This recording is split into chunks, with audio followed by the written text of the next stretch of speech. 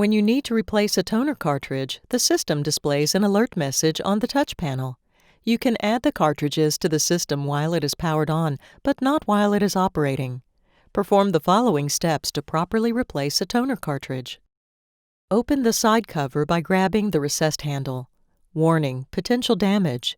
To prevent damage from electrostatic discharge, touch any exposed metal on the frame of the printer before accessing or touching interior areas of the printer. The cover will pivot downwards.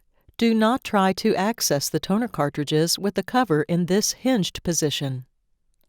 While still holding onto the handle, lift the front of the cover upwards. This will make the toner cartridges fully accessible. Press in the green button to expose the toner cartridge and pull the toner cartridge holder toward you. Next, pull out the empty toner cartridge. Unpack the new toner cartridge and insert it into its holder and push it back until it clicks into the proper position. Close the side cover.